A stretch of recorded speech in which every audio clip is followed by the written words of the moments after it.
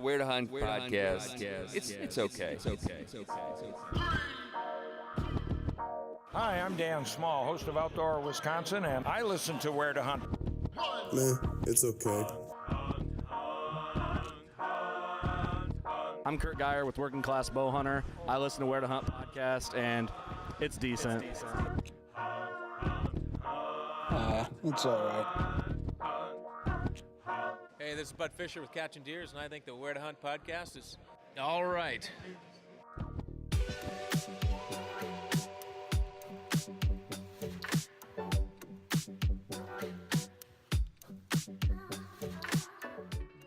Howdy, howdy. What's going on, Greg?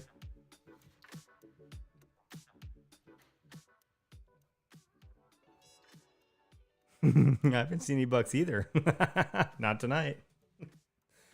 Been here. Podcasting and all that jazz. Hey, everybody. Welcome to the Where to Hunt podcast, the podcast that connects public land hunting enthusiasts, a.k.a. the okayest podcast in the Midwest. And we're coming at you from the Okayest Hunter podcast studio. At least I am, and Greg is calling in tonight because he was in the deer woods. And head on over to okayesthunter.com. Use code WHERE or W2H podcast for 10% off. Yeah, that's it. W2H podcast. Get one of these sweet hats. I don't know. It's a freaking curse. Maybe don't do it. Don't buy anything. You'll be cursed like me. What do you think? Yeah, like both of us. You got 2 does. I don't want to hear your garbage talk.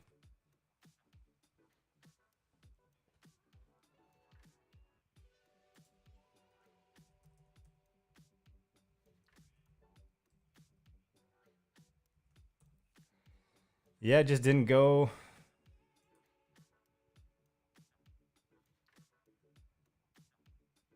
Yep. I put eyes on one of the better ones I think I've ever seen. And I keep saying that. It's the biggest buck I've seen in public land because it just keeps getting bigger. Like the one I saw on the river was huge. The one I saw out with you the other night was even bigger, which just makes it that much more like ridiculous. So, obviously we're doing something right to get eyes on bucks like that and to get into their bedding area. That's not easy, so I think we're being kind of hard on ourselves to a degree. But whatever, man. Let's, before we get too deep into what the hell's going on, let's make sure we show some love to the people that are showing us some love. Yeah, we do. I'm not going to do the bumpers. I'm just going to talk about it. So, I did get a different pair of boots, but now that it's hot out again, I've switched back to my gum leafs. I only got a different pair because I wanted something warm for the cold temps that has some extra insulation.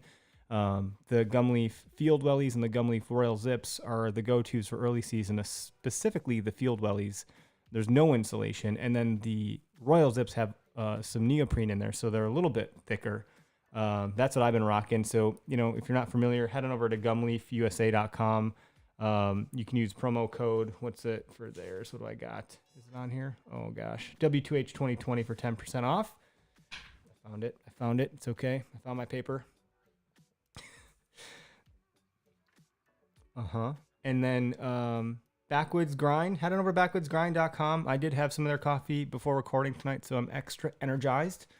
And their coffee is good, man. It's strong. It's got good flavor. The aroma is just incredible. It'll smell up your whole house in the best way possible. And you can try sampler pack, figure what it is that you like, whatever blend you prefer. I know you and I have the Camp House blend, but the Fireside is good too. And they have a decaf if you're into like nightcaps without caffeine because you just like coffee that much. Not me. I gotta have that caffeine. But you can use code W2H podcast for 10% off. What do you think of that? And then, sorry, I'm actually like a little distracted here.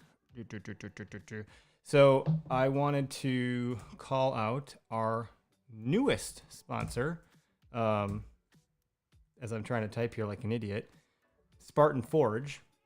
So Spartan Forge was actually one of our guests on our show. When did we have Bill on? Like a month or two ago? A month ago? So what Spartan Forge is, for those that aren't aware, and you can go back and listen, I think it's episode 148. I think that's the episode. they've created a machine learning, artificial intelligence deer modeling platform or app that predicts when a deer will be on hoof. And it's taken millions of data points to build this by getting information over the last 5 years from collared deer tracking data from colleges around the US and some in Canada. And they pit that model against collision data, weather data, moon phase data, and terrain data to help predict when you're going to potentially see the most activity from the average deer. So that's what it is. And you can check it out right now. They're in beta, so it's not like totally live yet. But if you're interested in learning more, you can go to SpartanForge.ai and you can learn more. And for those watching, I'll just do a quick screen share. And I know that's not going to do anybody any good for like the I guess I'm not going to do that because it's not working. So my screen share isn't working. But anyway, go to SpartanForge.ai. You can click on support and you can, if you want to be a beta tester and check it out, see what it looks like. It's pretty neat. So be sure to check that out. And then before you get on to Vector, I do want to call out Fleet Farm. If you're in the Midwest near a Fleet Farm location, you can go to Google and see what they're running for, like the ads, the weekly ads in your neck of the woods. I was there the other day and got a rangefinder. Then I went back again another day and I got some boots and a bunch of hand warmers. So I'll be back again for their Blaze Orange or their Orange Friday, which will be on November 20th, the day before the gun opener here in Wisconsin. So I'm excited for that. Anyway. Lots of snacks. I did get a fill up on snacks. That's actually what I did. And, you know, as you're going to do the Vector custom shop call out, I'm going to go up and pour our official drink of the podcast, our Drop Time Spirits. And this is the 12-point bourbon, which I was hoping we could drink in celebration of shooting a buck the other night. It just didn't happen. So I'll just drink because it's the podcast instead. You blew it. I didn't blow it.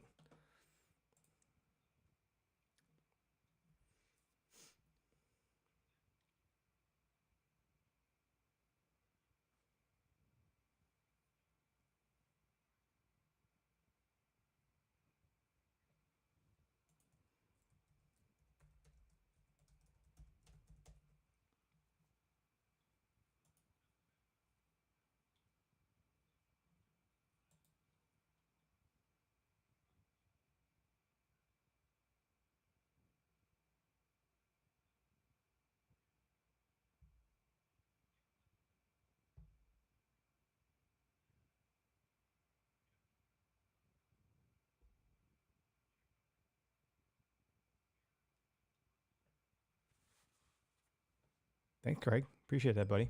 Good job. Nailed it. Well, by the looks of it, for some reason, people can't hear you on the live broadcast. So that means if anybody calls in, they're not going to be able to hear them either. But I can hear you, and we're recording this, and it's going to live in podcast land, so I'm not overly concerned, but I can't mess with it because we're actually recording. So we're going to have to keep rolling. I tried to fix my audio issue from last week, and I've created a new one. It's like whack-a-mole with technology over here.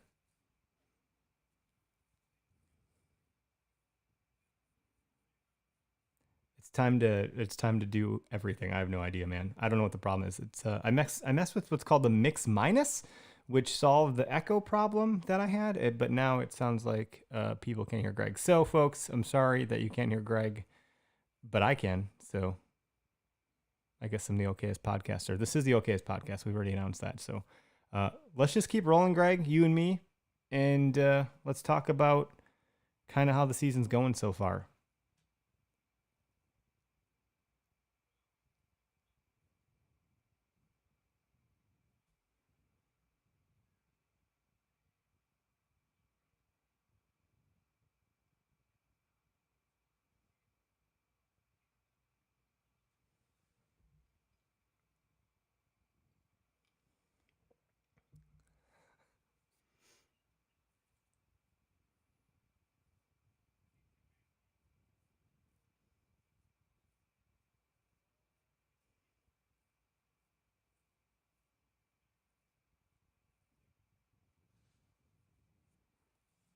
been well, I mean, it's been nice to get eyes on shooters. That's been really cool. But not much in the dough department for me, oddly enough. Oh, we do have a caller, actually. They just popped right in. Let's bring them in. Let's hear what everyone else has to say. I think you can hear the caller. Hey, Joel, you're live on the Word On podcast. Can you hear me? Greg, can you hear Joel? And Joel, you can hear Greg? Okay, well then, I guess it's just a live broadcast that's a problem. So that's fine. What's going on, Joel? How you doing? You seeing stuff?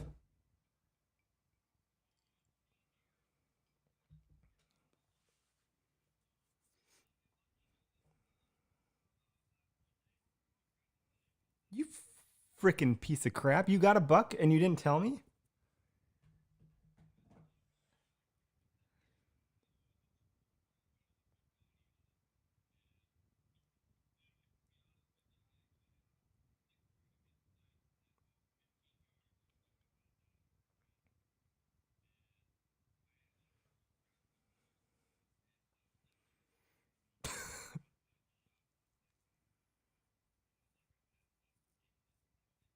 It's a sure thing, yeah.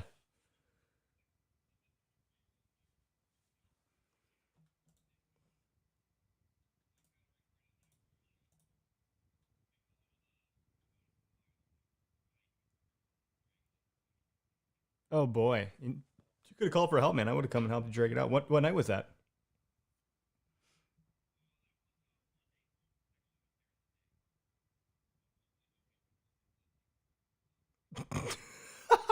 Well, someone from your work might listen. I don't know. That's funny, dude. That was Monday?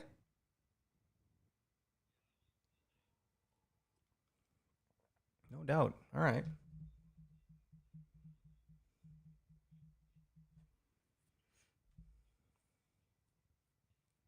Rock on. You butchered it yourself, eh?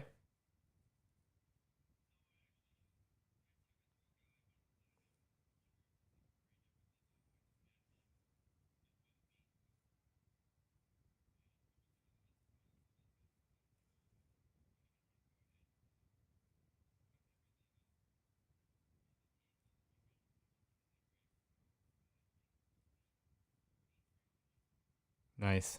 That's awesome. That's awesome, dude. Well, you're gonna have to share some venison on the way to deer camp, or bring some with you so we can cook up some good food. And I know, Greg, you got 2 does. We'll talk about your doe kill in a little bit too. I mean, between the two of you guys, you got plenty of meat. That sounded weird. That sounded real weird. Sorry about that. And it just got weird. Classic. Well, for those that don't know, Joel, you and I took a canoe up river in a snowy night. That was really fun. It was quite the adventure. We got eyes on a couple deer, 3 to be exact, and one nice one. But we didn't have any success that night other than that.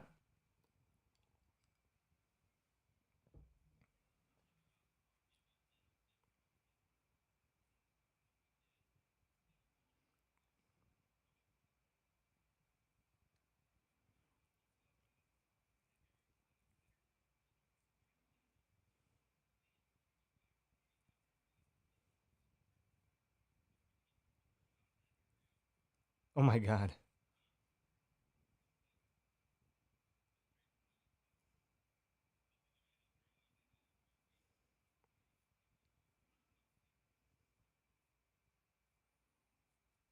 I didn't realize you could access from the north. That's cool. Okay. Mm-hmm. We do like adventures.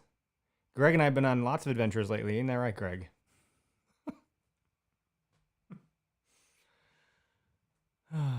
It is an adventure. I think Greg's learned to not follow me down any path.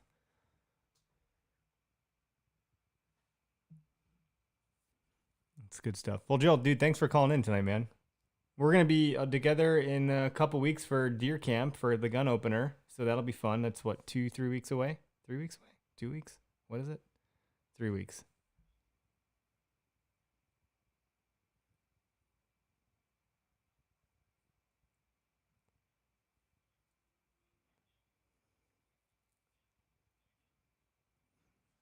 Yeah, I haven't done that yet.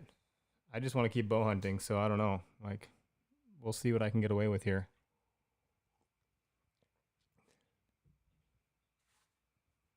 I mean, with the weather, it's been kind of curious. It's going to be hot this week, so if the temperature's going to drop next Sunday, Monday, Tuesday, or something like that, dramatically, and so if you can get time off, then that might be a good time to get the hell out.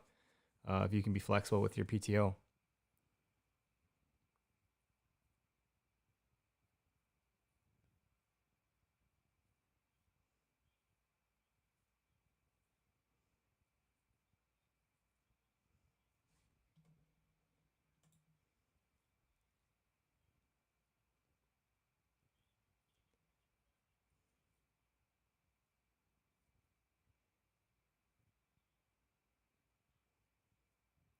Yeah, you were driving past the deer on the way in, basically throwing them right back in there. Just would be kind of tough, and they'd be like, "What the hell's going on over there?"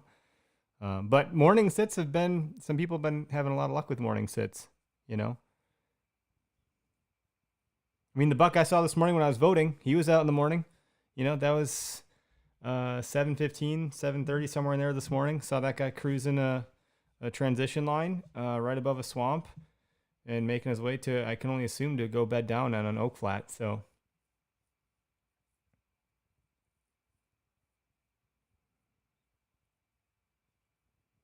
yep. So it's one of those things. Yeah, if you could be set up in the morning before the sun comes up and get them on their way back in, it's not a bad idea at all.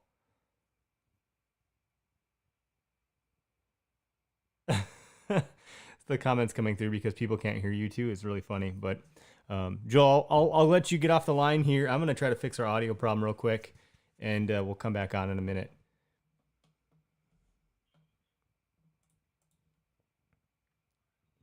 All right, buddy. We'll talk to you soon.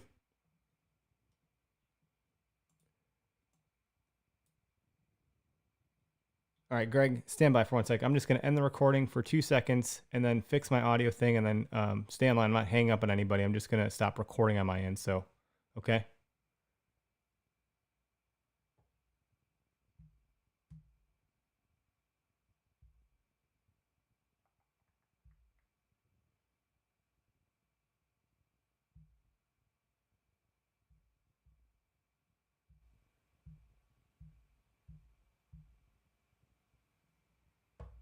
Okay, I think I got it fixed.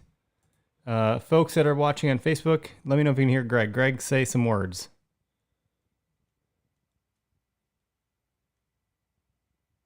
Say some words, he says. Do I need to say something clever?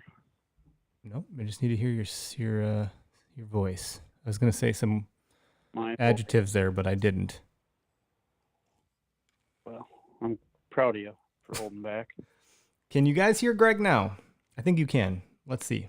There's like there's a 30-second delay. So, hey, bullshit, Levi. He said no. Damn it. What?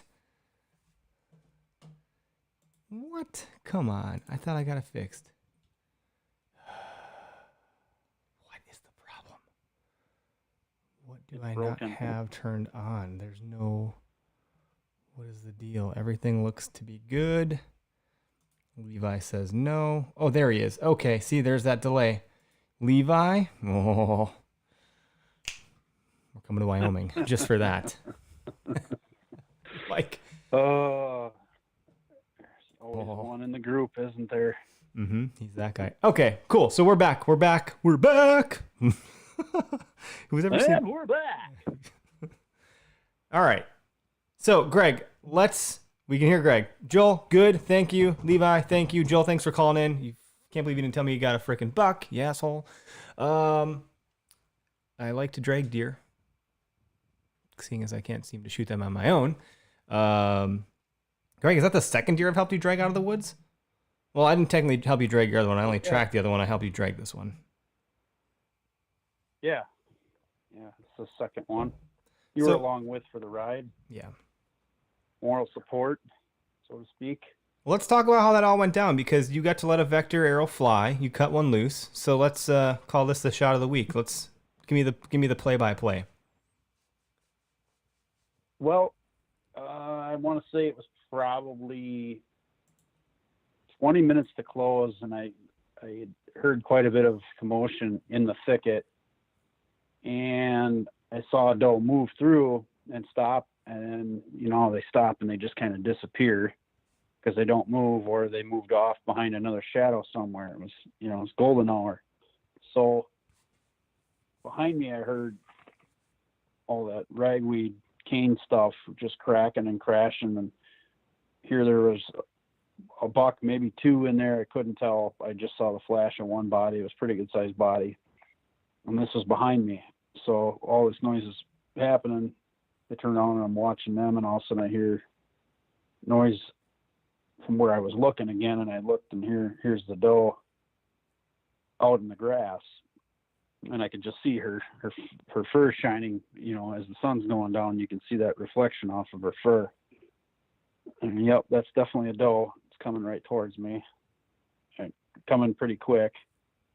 And then it hit the opening and it stopped. Looked around and I let it close another, 5 or 6 steps. I think it was about 18 yards. Came full draw, and I squeezed off on the release. I hit her just a tad back from where I wanted to hit her. I should have pulled maybe ahead just a little bit, but she might have moved a little bit. Not alert at all. Watched the arrow disappear, and could definitely tell it was a pass through. She wheeled around, popped about 6 times, and stopped. Definitely hurting. And just kind of looked around, and then took another couple steps and stopped again, and took another 3 or 4 steps and stopped again, and then decided to lay down. Well, a few minutes rolled by. I think I messaged you. I just shot one. It got up and looked around and sidestepped and fell over. And then that was it. It was quiet. So got down. I think I chatted with my wife, chatted with you, and then our friend David. And we went in and got it. It was pretty nice pass through shot. Yeah, the moon was shining bright. It was pretty cool, man. Honestly, yeah, it was cool. It was cool. I think the deer went 40 yards from where I shot it and where it died. So it wasn't a hard track job. It was laying right there for us. So yeah, right in the opening, right in the grass. Like it wasn't. We didn't like truck through any garbage. We didn't have to break through all that bramble or whatever all that shit was. It was pretty straightforward, man. You gutted it quick, clean gut job. You did get some intestine, just to fuck with me, I think. I might have. No, but it was good, man. It was just to make just enough to make me hungry. I haven't gutted a deer in a while. It's been a while for me. Yeah, I don't know how many deer I've gutted in my life. It's quite a few. I had a hot streak, dude, for like before I met you. I think I was like 5 or 6 years consecutive. A couple deer, in some cases, even on like one hunt. I think on one day I shot a doe and a buck or something like that. Like it was, I was like I was just living in the venison, man, and now I'm on a dry spell. So ebbs and flows, I guess. Not for lack of opportunity. Yeah, it'll pick up. Right, it'll pick up. I may not see a buck until winter for all I know. That second rut kicks in December, or maybe I'll get it even later than that. I might get into January before I get a chance at a buck. I don't know. My confidence isn't real high, and I got plenty of nice deer on camera, but I have yet to see them on the hoof. Mm-hmm. Kind of sad. Yeah, well, you've been too busy putting me in all those good spots, so you're burning them out on me. Well, I'm hoping that you get one. Levi said, "Are you saying Greg is bad luck?" Levi asked if you were bad luck. I think I'm bad luck for you, and you're bad luck for me.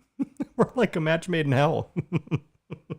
Yeah, I mean, last night I could have shot another doe. Tonight I had 5 does. I had the doe train come, trucking right into the piece of timber that I was on the edge of. It was a nice transition area into some real thick, nasty red brush and all sorts of other stuff, and then it was out into the swamp. So the does came through, and I saw no bucks. So I've had plenty of opportunities to shoot does this year. And Yeah, you've taken I've a couple. taken advantage of it. Yep. I want some meat though. Like, don't get it mistaken. Like, I was gonna shoot a 6-pointer the other night if you would have given me a better chance. There's just so many variables with bow hunting, man. And now that I missed that one shot, I'm like overthinking it a little bit. Like, I'm pretty nervous about like ranging it correctly, even though I was ranged correctly on the one that I missed. Now that we've come to learn, so now I'm like, well, now I've lost confidence in my shot, and I've had more confidence in my shot than I've ever had before with our setup with Vector and HHA and all the practice and the shooting. And so to have missed, it's a little like perplexing. You know, I just don't know still what the hell happened. And so that's actually taken a blow to my confidence too, man. Yeah. So. I think one, you got to get used to shooting that deer from an elevated position, and it's different. And I've done it too. I mean, I remember when I first kind of got back into bow hunting and I had a killer piece of property to hunt, I had my opportunity at a really awesome buck, and just because of the height I was at, I shot right over his back. I looked at it and said, oh, that deer's 30 yards out. So I'm using the wrong pin, of course. Using the right pin for 30, but wrong for the actual distance. This was before I even had a rangefinder. So, buck comes in, lowers his head to chase a doe out, and, hit the release, and I watched the arrow sail over his back shoulders, or over his front shoulders, and he ducked so hard that he fell on his face, got back up, and continued to chase the doe. Holy crap. So he heard my bow go off and fell down on the ground, got back up. He basically did a tuck and roll and got back up and proceeded to chase the doe around. Tuck and roll. And then Wow. the same day, I had that same buck come back through in the evening, and this time he was like 35 yards out, and I looked at it and said, yeah, he's about 30, 35 yards out. Put the pin high on the shoulder, squeeze the release, and guess where the arrow goes? Right at his feet. It landed, it shorted him big time. So you've learned the hard way already. Oh yeah, I screwed up my chances at a nice buck early on. So what's your takeaway from that kind of stuff? So what have you done to fix that? Well, the takeaway was I need to learn to range better, so I got down out of the tree and pasted off the old school way, and it was like, this is like 36 steps, So then I'm like, my wife's like, why don't we just get you a rangefinder? It's going to be your birthday, or I never got you a birthday present. Let's just get you a rangefinder. So we went to, I think it was Cabela's, and got a rangefinder.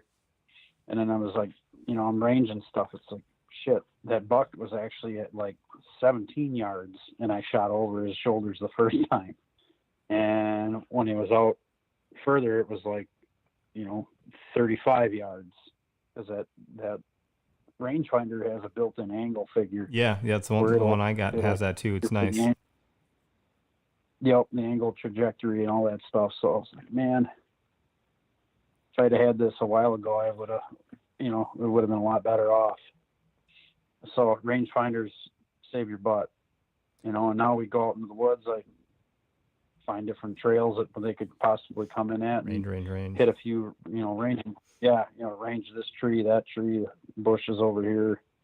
What I did yesterday when we were out is, because that was a different spot for me, but similar. Like, I looked at all the possible trails, but I built a circumference around me. I eyed up everything, and I started to kind of set my mark. Okay, this is my maximum. Here's 40 yards. And then I worked in, okay, what's the next circumference that I can build and find the points that are like 25 and then 20. And so I kind of worked my way in from a circle around myself to figure out my anchors of 40, 30, 20, and then anything below 20, it's like, okay, that's hopefully, 15 or whatever, like easy. And that's, otherwise I get too weird. I was starting to find myself getting kind of weird about, oh no, which tree was this one at? What? Oh shit, what was that one at? I was trying to like keep it simple, keep it simple, stupid. Yep. So when the moment comes, Yeah. I wasn't messing around, because once you have your bow in your hand and your release attached, there ain't time to range anything. You're not going to fumble around with that.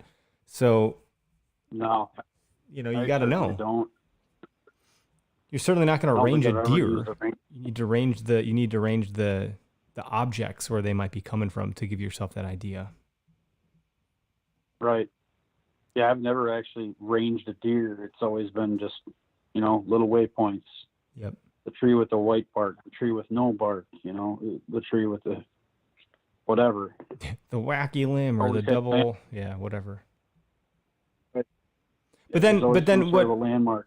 So I did go out my backyard and I set up my tree stand and I shot 15 yards, because that's just the what I had to work with in my yard because I'm surrounded by freaking neighbors. And I practiced shooting out of the tree stand and ranged it, because I went and bought a rangefinder the next day. I missed that buck because I thought for sure I was off. When I found out I was actually on, it was more confusing. So that's actually, I'm still not happy about that. But I got in the tree in the backyard and started lobbing arrows at the target. And I learned quickly that, Happy Gilmore, bend at the hip, right? So I don't mess up my anchor point. I don't mess up how everything's going. Because I think what I had done with the buck that I missed is I might have changed my anchor, or something like that. I'm not entirely positive just yet, but obviously the mechanics were off because the range was right. Yeah. Yeah, something was off, but it's too late to change it. So, well, it's not too late to change it. Now you know what you have to do the next time you have that opportunity. You got to bend at your hips, keep your shoulders square. If that buck caught you off guard, it's easy to not even think about any of that stuff. You just kind of pull back and try to lock on and let it go. It's like, I got my sight on brown. We're good. This is exactly where I want to put it. Let it go. I'm like, wait, what? What's happened? Yep. So what I learned in shooting from the stand, which is awkward in my backyard, because if I were to accidentally release an arrow, it'd go flying pretty damn far, was draw back, get your anchor set, and then lock that into place, and then pivot your chest or your waist how you need to. Versus when I was in the stand, I drew back sitting and then just, adjusted everything else. So I totally did adjust my anchor point. That I lost all my consistency there for sure. Right. Levi asked if we've ever used a thumb release. I haven't. I think, does Jeff use a thumb release? Our buddy Jeff? Yeah. So that's a different style. We're using the wrist rocket instead of, a thumb type or a back tension release. You're supposed to be quite a bit more accurate with it. It helps your mechanics. I look at it as it's easier to lose in the woods, and I don't know, it's more money to spend on stuff because, we don't spend enough money the way it is, right? Yeah, I don't know. I'm used to the wrist thing. I've heard some people letting the arrows go early on thumb releases where they didn't mean to, because you're supposed to keep drawing back, kind of like a gun, like you're squeezing the trigger, not pulling it. Right. At least from a mechanics standpoint, that's what I've heard. I'm not speaking from experience. I'm just speaking and regurgitating what I've heard others talk about. Yeah, you can have a much better form with it. I don't know. It's something to try. It's something you would definitely not want to try right now. I would say no, if you're not gonna do middle it. of the season. Go buy I'd have to practice. buy one this winter and start working with it. Yeah, Levi said that's what I've heard, that it's better, but I don't think I want to spend the money. Are they that expensive? What? Right. How expensive is a thumb release? Well, yeah. I mean, you look up. There's a couple different brands. True Ball makes one. Both thumb release. Let's see. 79, 110, 100, 100, 120, 200. Okay. Yeah, I see where this is going. Oh yeah. Yeah. It's a lot of money to spend on something that would really hurt to lose. If you leave it in your truck because it's not attached to your arm. We got some commentary coming through on that. Alex said he switched to a thumb this year and he loves it, but he can't go back to wrist now because he's tried. It's too different. He said, yeah, you can lose a lot easier. He did. he did on some public land. Luckily, Cabela's had 2 of the style left that he had on the shelf for $110. And then Reinhardt said, you don't touch it till you're going to shoot, but they are $200. So, Yeah. good to go. Thanks, fellas. Yep. Yeah, and it's probably like anything else that Reinhardt just said. It's like practice. You just got to practice with it, I'm sure. And then I'm sure once you get used to that, Yeah. then now you're stuck to Yeah, that, right? You got to get proficient with your equipment, just like, the tree stand that I got, I let you use for the year. Every time you go out with it, you're getting more proficient about how to set your sticks, how to set the stand, what side of the tree you got to be on, how to set your straps, and then taking it down, packeting it all back up, wrapping the sticks with the straps a certain way. You get into a rhythm to use that system. Hey, you proud of how fast I can get in now? Compared to the beginning of the season. I'm like, how's this fucking guy already packed out? He's already dropped his gear off and come back to find me, and I'm still fucking around with stacking these sticks. Dude, I got it down now, quick. Yeah, but you got to remember, too, I've been hunting out of this stuff probably for the past 10 years. Mm-hmm. That's how I hunt for gun. That's how I hunt for bow. Even if I have a little piece of private, which I get permission on occasion to go in and out of, my stuff comes with me all the time. So it's in and out. I don't leave anything. I got 2 setups, and one's a backup or for somebody to use, and the other one's always with me. It's there, and I use the heck out of it. Yeah, it's been nice to use that stuff. I'm excited to get into a saddle for a number of reasons. I just don't like feeling like a turtle. Right. That's a lot of extra. It is a lot of extra gear. You got that stand probably weighs, I think I weighed it 18 pounds.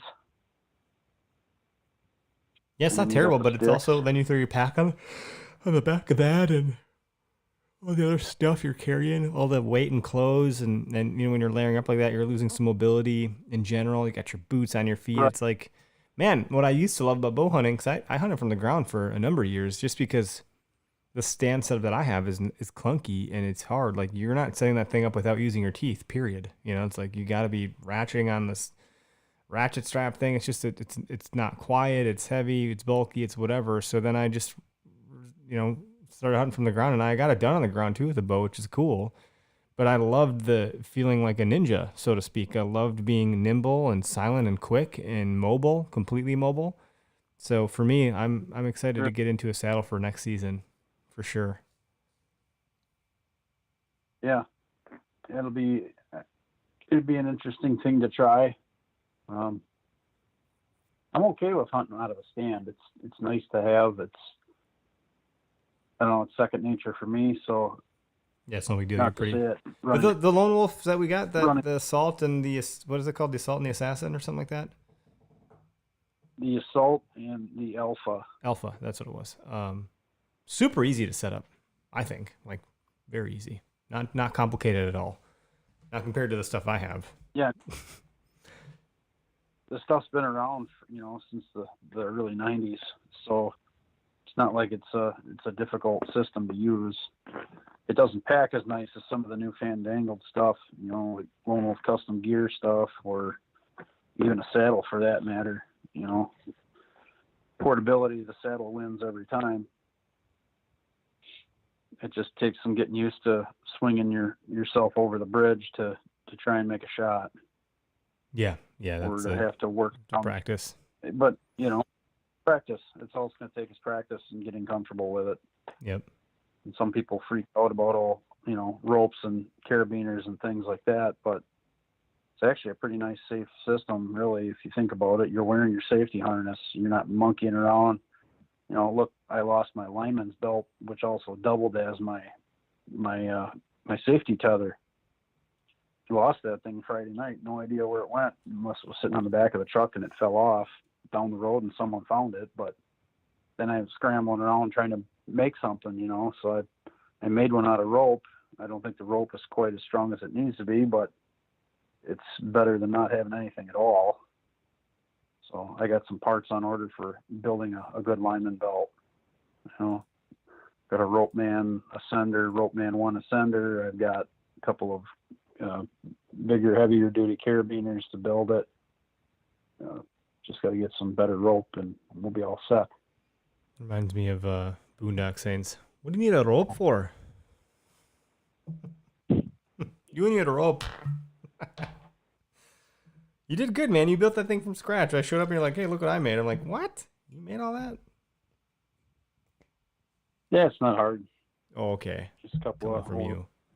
overhand knots on about I don't know, I think it was an 8-foot piece of rope or a 10-foot piece of rope by the time I got done putting a couple knots in it and squaring it up and making it look pretty. And then I just put a Prusik knot on it and went to the hardware store and bought just an old dog, I call it dog clip, but it's just a spring clip that's heavy enough to hold my big ass, and it's a lot safer than nothing. Yeah. Yeah. Or the cobble I did out of a couple of hooks and one of my lone wolf straps that I had extra in my backpack. And of course, you realize you're missing it once you get to the tree and you're up the tree and you go, all right, now we're going to strap in. Yeah. Huh. Yeah. I wonder how we're going to do that. It's funny because back in the day before like the safety system that I have on, it's like putting on a jacket, right? And it links around your legs and around your chest, right. And it's really easy to put on. It's not complicated at all. But back in the day, like I would strap this thing around under my armpits, and around the tree, and that was obviously deemed not safe at all compared to the modern tech we have these days. That honestly I'd probably take for granted, because that actually doubles for you. That doubled as your tow rope for your doe the other night. Yeah, it did. It was pretty handy to be able to hook that rope to the doe, wrap it around her neck, and just start tugging. Yeah, it's cool. Yeah, it's and obviously it's a lot safer, and safety is a pretty big deal. It's not lame. Safety, that's what's not lame. So. Well, yeah, and if you're going out alone, you'll kind of owe it to your relatives and everybody else to wear your safety harness. Because if you do have something happen, at least you're going to be alive and not laying at the bottom of your tree with a broken back or a broken hip or a knee or whatever. Yeah, you're 20 feet up. It's no joke. It doesn't take much. You could be 10 feet up and totally wreck your shit. Yep. You certainly can. I text, when it's my dad and I text him in the tree, or back in the day as a walkie-talkie. But I text my wife every time. In the tree safely, down from the tree safely. She gets a text from me 2 times a night when I'm hunting at least. Yep, I do the same. I have to. Last time I was out, I sent her a drop pin. I'm like, here I am, by the way, just in case you need to know, Yeah, and you and I share pins where we're going, where we're going to be, and I do the same with my wife. It's just the right thing. It's common courtesy. Because if I don't, then I will be getting a message or a phone call. Yeah, because if she doesn't hear from me, now I've set the precedence. Like, hey, did something happen? Like, what's going on? Yep. So it's important to tell someone. And we're kind of bouncing all over the place with topics tonight, and that's fine. It's just we're in it right now. We're in the season. You and I have been out like close to a dozen times, if not more. We've got eyes on. At least I've got eyes on some bucks. We've tried to get in close to bedding area. Like it's a grind, dude. It's a freaking grind. And though I liked how you said it. I took your phrase, chipping away at it, learning and applying. What's up, Bill? Go ahead, Greg. Sorry, I kept going. No, it's fine. I feel like I've come up short on myself, though, by not going in far enough. We talked about this the other night. You said something about looking through the window or whatever the saying was that you had. Yeah, I don't remember. We were parting ways, and you're like, all right, don't just stop at the window shopping or whatever the hell you said. I was like, what? What are you talking about? Oh, yeah. You did stop short the one night. You were looking at all the window dressing. That's what I was calling some scrapes, and a scrape and maybe a couple of rubs. And you didn't quite push in far enough. Like you were close, but not quite. And then you did push in, and then it's like, oh. Well, yeah, I sent you into that one spot, and then you ended up seeing those $2. Yep. You know, it's just And a then little bit the off, next- you know, a little bit north. But yeah, that was one of those instances where, like, if I would have pushed in more, I don't know that would have been good. You know, then I would have been. You'd have This is blown the them out shit, there. man. That I like. How do you know? Like, one night I wasn't in enough. The other night it was actually pretty perfect. You know, really, I don't know that it could have gone much better given the circumstances. It could have gone better if I was a little bit south. But then you have to learn from that right in that moment and go, okay. Then we planned our attack for the next day. Luckily, we had it off, and it just didn't work because it's public land and another freaking hunter showed up. How can you can't predict that? Yeah. It's just unfortunate. No, you can't predict that. You can't help that, you know, it is public land, and maybe he wasn't as experienced to figure out that, well, there might be people out here, there might not. It was pretty far back. And, you know, he's moving right at prime time, which unfortunate for us, at least very unfortunate for you, because it really screwed you up. Me, not so much. I had the one doe come right by I could have shot.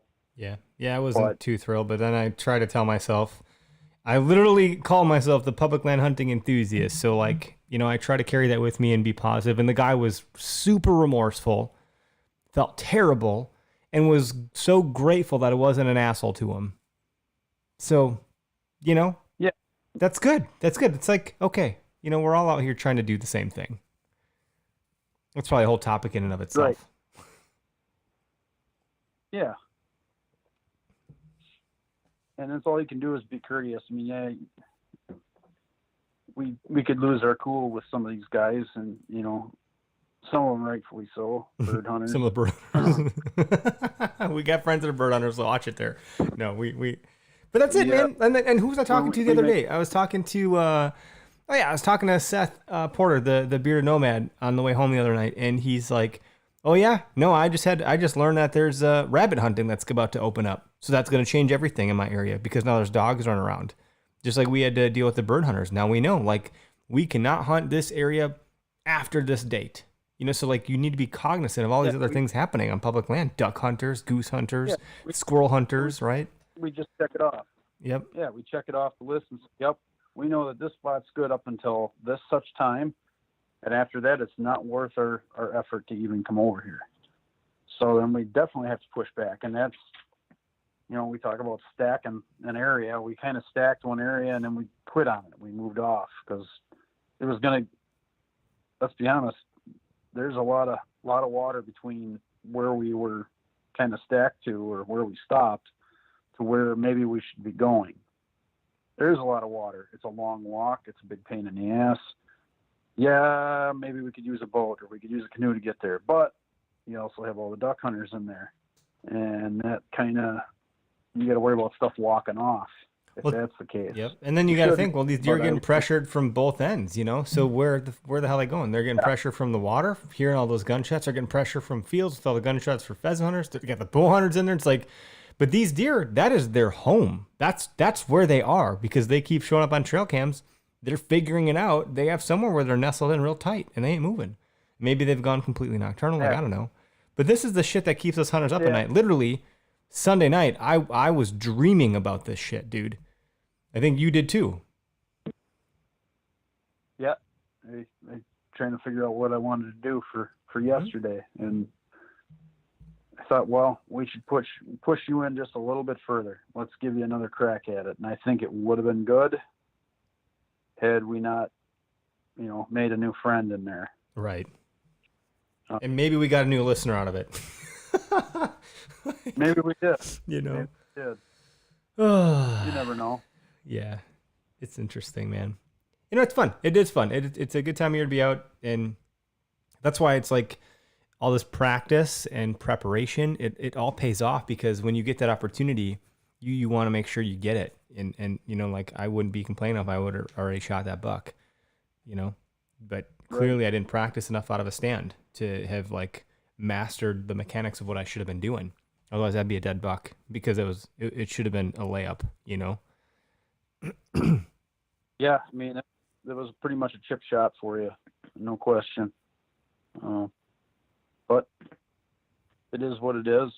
Move on. And you're just going to try and take advantage of the next opportunity you get on one, whatever that might be. If it's this year, You know, For we 2 still years. got plenty of bow season to go. Oh yeah, we're good on that. We still got time to get it done, and if we don't, guess what, dear? I'm bringing my boomstick into the woods, and it's game over. If I see you in 300 yards, you're freaking dead. Like, Right. that's how I feel. That's how I really Yeah, feel. you got that, Mhm. and we got lake bow season too. Yep. I mean, with the holiday hunt, that really kind of jacks things up because the holiday hunt falls, I think, right in the area of that second rut where we could see a buck and not be able to shoot it, which really is unfortunate. Yeah. Well, So- hopefully it doesn't happen. That'd be just my luck. But this stuff starts to Yeah. compound though. This is where like experience year over year, as you get to learn the land, the regulations, the what's in season, what's not. You've got more practice on your belt. You got more confidence with your equipment. Whatever's going on, you start to like store all this data. This is why some of the guys that like keep like a diary, I think it's actually kind of cool, where you can figure out when were they moving, what was the wind, what was the temperature, where's the bedding, et cetera, et cetera. You start to pick out certain trees. You get to get really intimately familiar with all of this data that you have, and you can really inform a good decision for the following season, And then we can put some springtime scouting on top of everything else that we've gained this season to confirm some things. And We are going to rip a couple of these properties a new one with scouting this upcoming late winter, spring, yep, for sure. give myself. We are I got gonna be- snowshoes, so we'll make it happen. Yeah, I also have a set, and they come in handy some years. They do. Last year didn't need them. This year, who knows? Yep. And it's fun, I bring my dog out when I scout and stuff like that. It's fun to let him romp around, and at that point in time, no one cares what Right. the hell's going on that time of year. Lay all the scent down you want, doesn't matter. No. Use the snow to your advantage. Find the highways. Yep. Find the historical data from last season's rub lines, and it's good. We covered a lot of ground on Yes, this sir. episode, man. We're just kind of reflecting on the season thus far. We're not done. We're done with PTO, but that doesn't mean my wife still got my silver blessing for some weekend time. So I'll see what I can get away with as I pay attention to the weather. That'll be the most important factor, I think, right now. I think with these warmer days ahead, morning hunts will be probably a bit more productive than evening hunts. Once that cold front comes through, we're getting closer to that peak breeding time, which I think is like 13th, 15th, somewhere in there of November. We're going to be looking. All day sits might even be worth it, but you can't do an all day sit. Take that morning or take the evening. Take whatever time you can get, and just go out and do what you can with it. That's all you can do. Yeah. And peak breeding is different for different areas, but I am running officially now as a sponsor of the show, Spartan Forge. I'm looking at their app for or at least for the zip code that I live in, and it's saying November 6th and November 7th has got the highest predictability for high activity, and an abnormal pattern, meaning they're like off pattern because they're in rut. And peak breeding is predicted to be November 15th. Secondary peak breeding is December 13th, and rutting moon is October 31st, which we just had experienced, right? To a degree. Oh yeah. So, again, Spartan Forge, all about predictability, using all this data. I mean, millions of data points from collared deer compared against many models. Go check those guys out. I don't mean to give them another plug, although I do, because it's their debut as our newest supporter and partner here. But so it's interesting because I'm looking at this now and I'm thinking Friday and Saturday, huh? What do we got? What we got going on? High activity, higher than average. Well, that'll turn you into a high-tech deer hunting redneck using Spartan Forge, I think. Yeah. But, and their model really is like looking at the average deer and going off of all this data. But it does localize it. So it's kind of cool that it works like that. It's taking all the information from the deer that have been tracked over several years that were collared in your area. And it's better than anything else out there. It's better than anything else out there. No one else has this technology. So it's good to just kind of get a sense of what that looks like.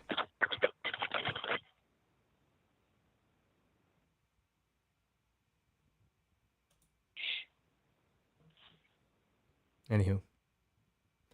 Well, folks, I I got suppose. nothing. Yeah. We're just kind of like wallowing here in our. You haven't seen any bucks. Yeah, I haven't. I've it's just been an awkward season. We're trying so damn hard. I don't know. I don't feel like I'm trying hard enough at times. It's just like looks like I picked the easy spot or something, because I'm not getting out of it what I need to get out of it. So something else is gonna have to change here real soon. All right. Well, hey, folks, thanks for tuning in. Thanks for listening to us. Be sourpusses about this whole thing, but we're trying and we are having fun, believe it or not. Gotta remind ourselves that sometimes because it is a grind. Public land hunting is a grind. It's not easy. But hang in there. And till next week.